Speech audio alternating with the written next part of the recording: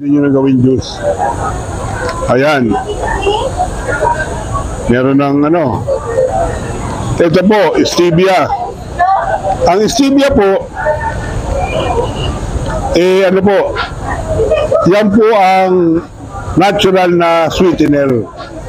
Kumbaga po, ang stevia po ay pangpalit natin sa asukal. Ang isang dahon po nito ay katumbas po ng ano po ng malaki po ang ano basta po baka magkamali ako kaya ayaw ko magsalita.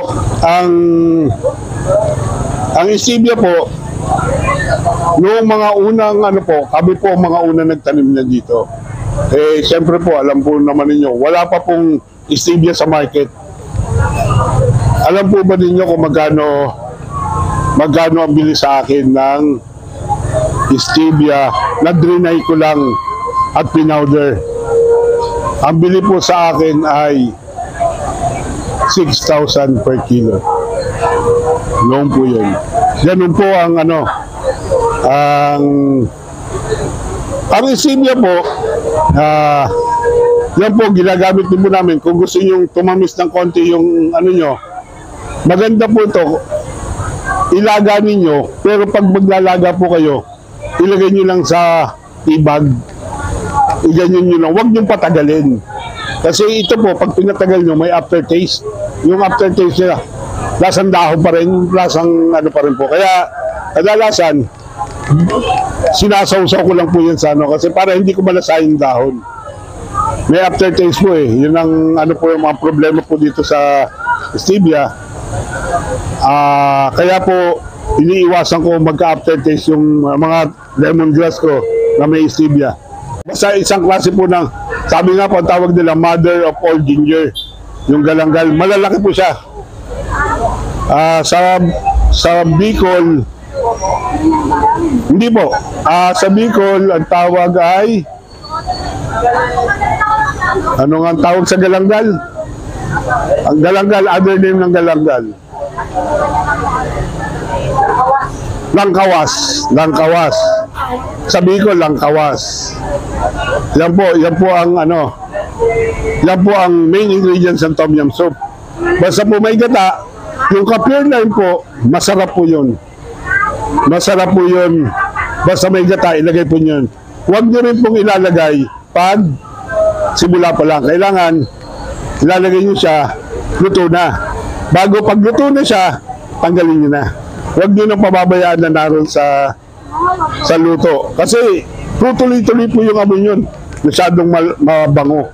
Ilagay sa pagkain. Huwag po kayo maglagay nung sinasabi niya. Kaya sinasabi niya. Ang ilagay po ninyo, yung sino po ang may alam dito ng batuan? Tulong sa atin po. Kaya, kumbaga po, magsipag lang kayo. Kasi, tayo po kasi, tinuruang maging tamad.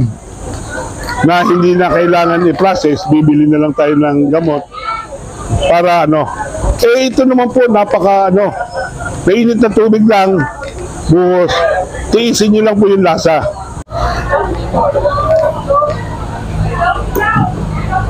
Yan po. Pag magtatanim po kayo ng herbs,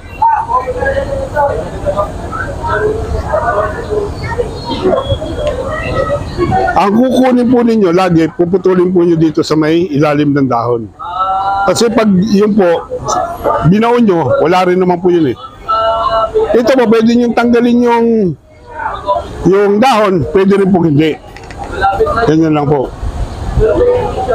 Sabi po nila, green thumb, hindi po totoo yun.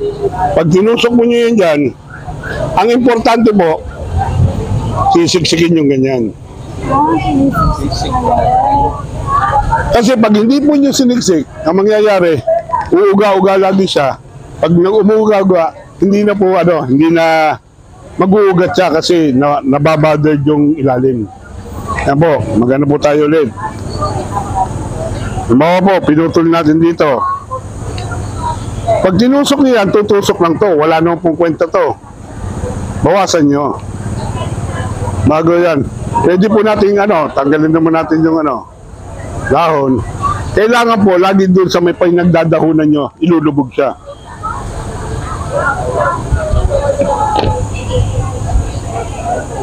Kailangan po talaga laging sisigsigin nyo. Yan. Pag hindi po na kaya, kahit ako na lang. Walang ba? Kuha pa tayo ng kawawa naman itong kay mo. Rosemary. Pero hindi pa bayad yan. Hindi, babawasan lang naman natin. Yan. Yan po, rosemary po. Ganyan din po. Ito naman po, rosemary, maraming dahon, kaya okay lang. Tutusok po naman natin yan. Pagtusok, ganun pa rin po. Kuha pa ulit tayo para isa mapagalitan man tayo ng may-ari. At least, sulit. Magagalitan kayo naman. Yan po. Pag tanggalan nyo ng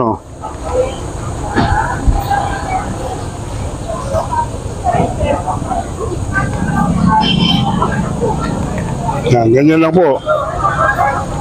Kuha tayo ng itong mint, yan. Ganyan po.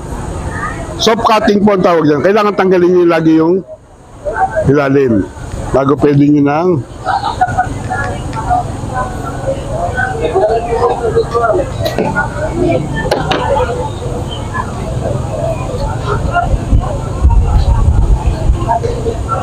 yan. Sigsigin nyo lang po.